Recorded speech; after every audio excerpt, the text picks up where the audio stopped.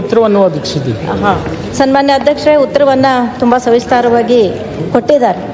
ಆದರೆ ಇವತ್ತು ನಮ್ಮ ಕರ್ನಾಟಕದಲ್ಲಿ ಇರ್ತಕ್ಕಂಥ ಎಲ್ಲ ನೇಕಾರರ ಪರಿಸ್ಥಿತಿ ಯಾವ ರೀತಿಯಾಗಿದೆ ಅಂತಂದರೆ, ಇವತ್ತು ಸಣ್ಣ ನೇಕಾರರೆಲ್ಲರೂ ಕೂಡ ಅವರ ನೇಕಾರ ವೃತ್ತಿಯನ್ನು ಬಿಟ್ಟು ಹೊಟ್ಟೆ ಮೇಲೆ ತಣ್ಣೀರು ಬಟ್ಟೆ ಇಟ್ಕೊಳ್ಳುವಂಥ ಪರಿಸ್ಥಿತಿ ಇವತ್ತು ನಾವು ಕಾಣ್ತಾ ಇದ್ದೀವಿ ಅಧ್ಯಕ್ಷ. ಯಾಕೆ ಅಂತಂದರೆ 2023 ಏಪ್ರಿಲ್ಗಿಂತ ಮುಂಚೆ 1ರಿಂದ 20 ಯೂನಿಟ್ವರೆಗೆ ಇರ್ತಕ್ಕಂಥ HP-ವರೆಗೆ ಇರ್ತಕ್ಕಂಥ ನೇಕಾರ ಬಿಲ್ಲನ್ನು ₹1.25 ಅಂತ ಇತ್ತು ಅಧ್ಯಕ್ಷೆ. ಆದರೆ ಅದನ್ನು ಏಪ್ರಿಲ್ 23ರಿಂದ ಮೇ 23ರವರೆಗೆ ಇಲ್ಲಿ ಉತ್ತರದಲ್ಲೂ ಕೂಡ ಕೊಟ್ಟಿದ್ದಾರೆ ಅಧ್ಯಕ್ಷೆ. 20/10/23ರಲ್ಲಿ ಕೆಳಗಂಡಂತೆ ಆದೇಶ ಹೊರಡಿಸಲಾಗಿದೆ ಅಂಥೇಳಿ ಕೊಟ್ಟಿದ್ದಾರೆ.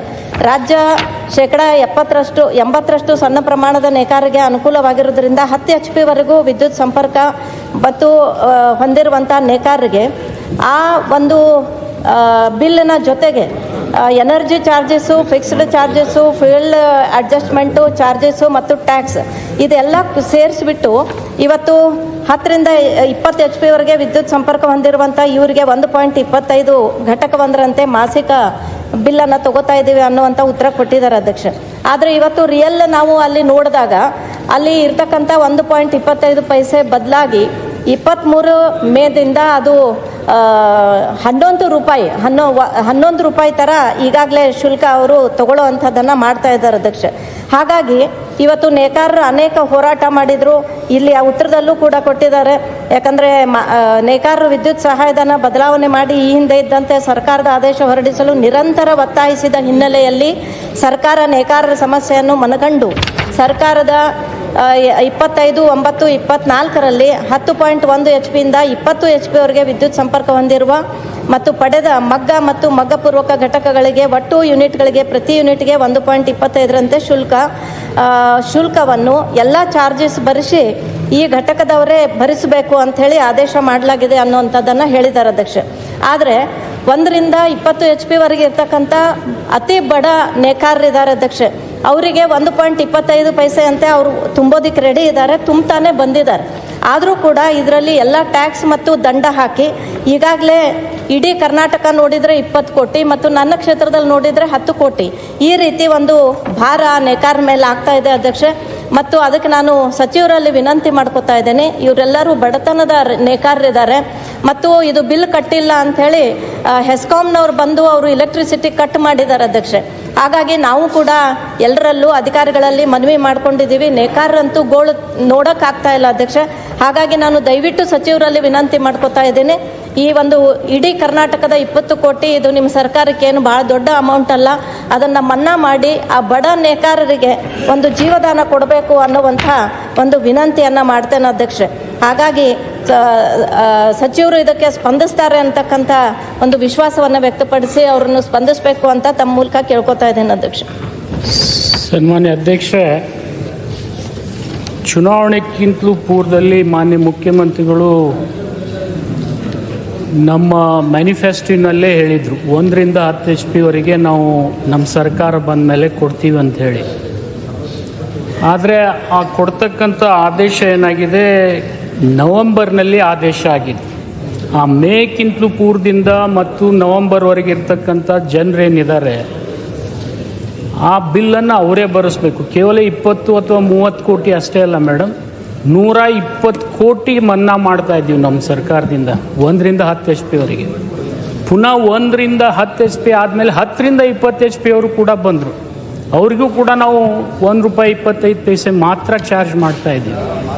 ಸೊ ನಿಮ್ಮ ತಿಳುವಳಿಕೆ ಪ್ರಕಾರ 10ರಿಂದ 20 ಕೋಟಿ ಅಲ್ಲ, 120 ಕೋಟಿ ಸರ್ಕಾರಕ್ಕೆ ಹೊರೆ ಆಗ್ತಾ ಇದ್ರೂ ಕೂಡ ಇದನ್ನು ಭರಣಾ ಮಾಡಿ ನಾವು ಕೊಡ್ತಾ ಇದ್ದೀವಿ ಅಧ್ಯಕ್ಷ. ಅವ್ರ ಮೇನ್ ಪ್ರಶ್ನೆ ಏನಂದರೆ, ನಮ್ಮ ಸರ್ಕಾರ ಬರೋಕ್ಕಿಂತ ಪೂರ್ವದಲ್ಲಿ ಮತ್ತು ಬಂದ ಮೇಲೆ 6-7 ತಿಂಗಳು ಏನಿದೆ ಆ ಹಣವನ್ನು ನೇಕಾರರೇ ಭರಿಸಬೇಕು ಅನ್ನತಕ್ಕಂಥದ್ದು ಆದೇಶದಲ್ಲಿದೆ. ಅದಕ್ಕೆ ಅದನ್ನು ವಸೂಲಿ ಮಾಡ್ತಾ ಇದ್ದಾರೆ. ಅದನ್ನು ಮಾಡಬೇಡಿ ಅಂತೇಳಿ ಸಿದ್ದು ಸೌದಿ ಅವರು ಕೂಡ ಬಂದಿದ್ದರು. ಅದನ್ನು ನನ್ನ ಕಡೆ ಕಷ್ಟ. ಅದು ಸರ್ಕಾರದ ಆದೇಶ ಏನಿರ್ತದೆ ಪ್ರಾಸ್ಪೆಕ್ಟಿವ್ ಆಗ್ತದೆ, ರೆಟ್ರಾಸ್ಪೆಕ್ಟಿವ್ ಆಗೋದಿಲ್ಲ.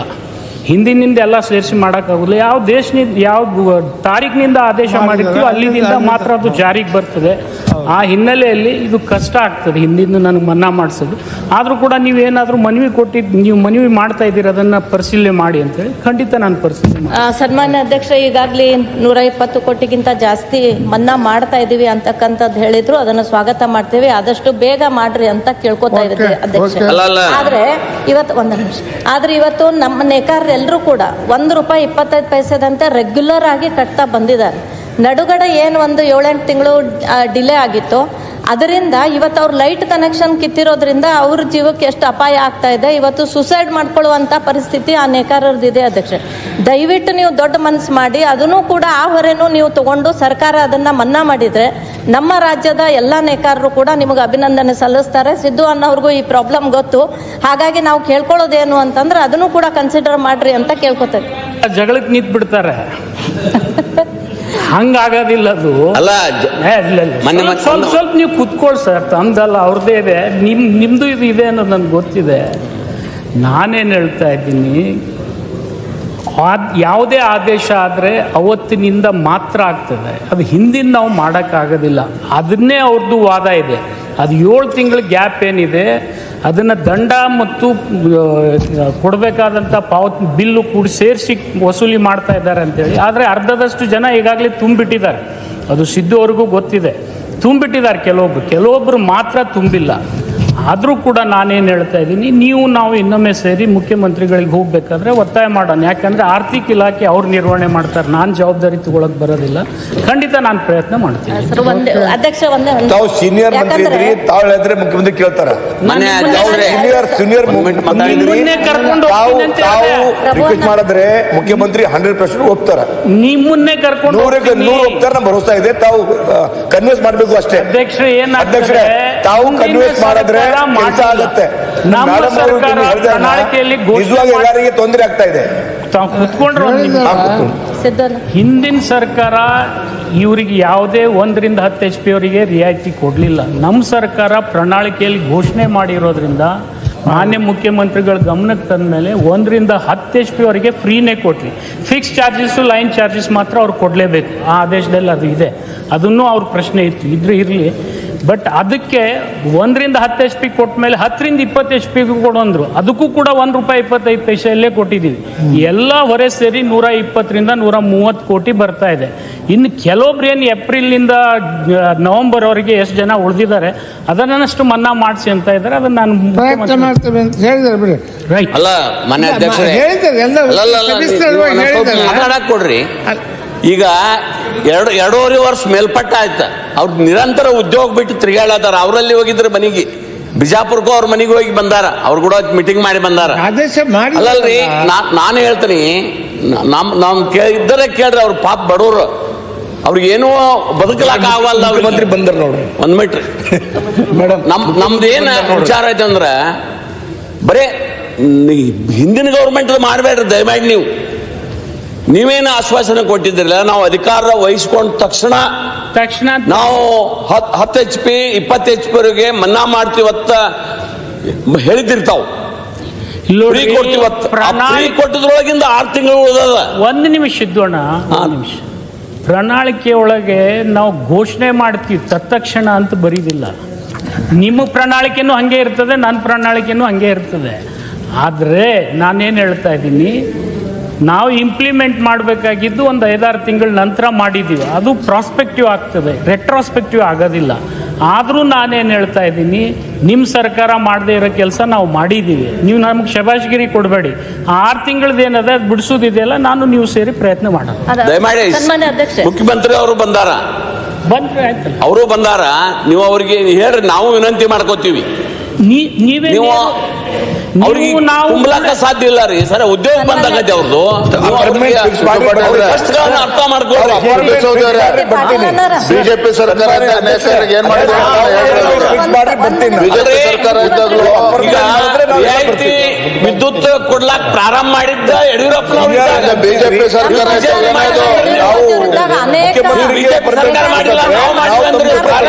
ಬಿಜೆಪಿ ಇವತ್ತು ಜನರ ನೆಮ್ಮದಿ ಜೀವನ ನೋಡ್ತಾ ಇದ್ದಾರೆ ಬಿಜೆಪಿ ಸರ್ಕಾರ ಕೊಟ್ಟಿರ್ತಕ್ಕಂಥ ಯೋಜನೆ ಕಾರ್ಯಕ್ರಮಗಳ ಈಗ ನಾನು ಹೇಳ್ತಾ ಇದ್ದೀನಿ, ಮುಖ್ಯಮಂತ್ರಿಗಳ ಹತ್ರ 6-7 ತಿಂಗಳದ್ ನಮ್ಗೇನ್ ಬಾಳ್ ಹೊರೆಯಲ್ಲ. ನಾನು ಹೋಗಿ 20 ಕೋಟಿ ಬರೀ 20 ಕೋಟಿ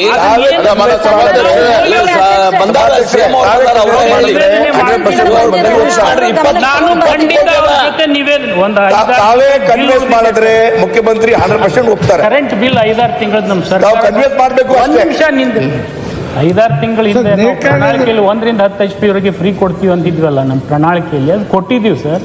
ಆದ್ರೆ ಅದು ನಾವು ಮೇನಲ್ಲಿ ಸರ್ಕಾರ ಬಂದ ಮೇಲೆ ನವೆಂಬರ್ವರೆಗೆ ಚಾರ್ಜಸ್ ಆಗಿದೆ.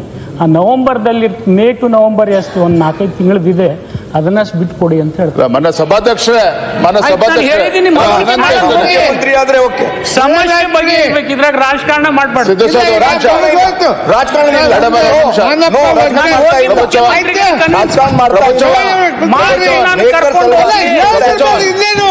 ಮುಖ್ಯಮಂತ್ರಿ ಓಕೆ, ರಾಜಕಾರಣ ಮಾಡ್ತಾ ಇಲ್ಲ. ಸಭಾಧ್ಯಕ್ಷರೇ ನೇಕಾರ ವಿಚಾರದಲ್ಲಿ ರಾಜಕಾರಣ ಮಾಡೋ ಪ್ರಶ್ನೆ ಇಲ್ಲ. ನಾವೇನ್ ಆದ್ರೆ ನಮ್ಮ ವಿನಂತಿ ಇಷ್ಟೇನೆ, ಇಷ್ಟೇ ಸ್ವಾಮಿ, ನಮ್ಮ ಸಭಾಧ್ಯಕ್ಷ ನಮ್ಮ ವಿನಂತಿ ಇಷ್ಟೇನೆ, ನೇಕಾರ ವಿಚಾರದಲ್ಲಿ ಚೌಕಾಸಿ ಮಾಡುವಂತದ್ದು ಬೇಡ. ಈಗಾಗಲೇ ಸಂಕಷ್ಟದಲ್ಲಿದ್ದಾರೆ. ಅದೇನು ಇನ್ನು 5-6 ತಿಂಗಳು ಏನ್ ಮಾಡ್ಬೇಕು ಅದನ್ನ ಸೇರಿಸ್ಕೊಂಡು ಅದನ್ನ ಇಂಪ್ಲಿಮೆಂಟ್ ಮಾಡ್ಲಿ, ಅಷ್ಟೇ ಮಾಡಿ ಅಂತ ವಿನಂತಿ ಮಾಡ್ತಾ ಇರುವಂತದ್ದು. ಅವರೆಲ್ಲ ಅತಿ ಸಣ್ಣ ನೇಕಾರರಿದ್ದಾರೆ ಸಚಿವರು, 1330 ಸನ್ಮಾನ್ಯ ಮುಖ್ಯಮಂತ್ರಿಗಳೇ. ಅವ್ರು ಇನ್ನೂ ಬಹಳ ಸಣ್ಣ ರೈತರಿದ್ದಾರೆ. ನಾನು ನೀವು ಕೂಡ ಹೋಗಿ ಮಾಡೋಣ. ಕೊಡ್ರಿ, ಮುಂದಿನ ವಾರ ಒಂದ್ ಡೇಟ್ ಕೊಡ್ರಿ, ಎಲ್ಲಾರು ಕೂಡ್ಕೊಂಡು ಮುಖ್ಯಮಂತ್ರಿ ಹೋಗನ್ ಮೇಡಮ್, ನಾವು ನೀವು ಕೂಡ ಮಾಡೋಣ. ಸರ್, ಅಲ್ಲಿ ತಗ ಡಿಸ್ಕನೆಕ್ಟ್ ಮಾಡಬೇಡ ಅಂತ ಹೇಳ್ರಿ. ಅಲ್ಲ, ಲೈಟ್ ಕನೆಕ್ಟ್ ಡಿಸ್ಕನೆಕ್ಟ್ ಮಾಡಿ ಅವ್ರು ಉದ್ಯೋಗ ಅದು ನಾನು ಹೇಳ್ತೀನಿ ಅವರಿಗೆ. 1232 ಪ್ರಶ್ನೆಯನ್ನ ಚರ್ಚೆ ಮಾಡಿ ನಗರಾಭಿವೃದ್ಧಿ ಮತ್ತು ನಗರ ಯೋಜನಾ ಸಚಿವರನ್ನ ಕೇಳಲು ಬಯಸ್ತಾ ಇದ್ದೀನಿ. ಪ್ರಯತ್ನ ತಾವು ಮಾಡ್ತಾ ಇದ್ದೀರಿ, ನಿಮ್ ಜೊತೆ ನಾವು ಸಹಕಾರ ಮಾಡ್ತೀವಿ. ಸಂಘರ್ಷಕ್ಕೆ ಹೋಗೋದು ಬೇಡ. ಬೇಡ, ಮುಖ್ಯಮಂತ್ರಿಗಳು ಹೇಳ್ಬಿಟ್ಟಿರಲ್ಲ ಮಾಡ್ತೀವಿ ಅಂತ. ಅಧ್ಯಕ್ಷರೇ, ಆಮೇಲೆ ನಾನಪ್ಪ ವಜ್ಜಲ್ 1232 ಪ್ರಶ್ನೆಯನ್ನ ನಗರಾಭಿವೃದ್ಧಿ ಮತ್ತು ನಗರ ಯೋಜನಾ ಸಚಿವರನ್ನು ಕೇಳಲು ಬಯಸ್ತಾ ಇದ್ದೀನಿ. ಇನ್ನಷ್ಟು ಸುದ್ದಿಗಾಗಿ ನಮ್ಮ ನ್ಯೂಸ್ 11 ಕರ್ನಾಟಕ ಚಾನೆಲ್ಗೆ ಲೈಕ್ ಮಾಡಿ, ಶೇರ್ ಮಾಡಿ, ಸಬ್ಸ್ಕ್ರೈಬ್ ಮಾಡಿ.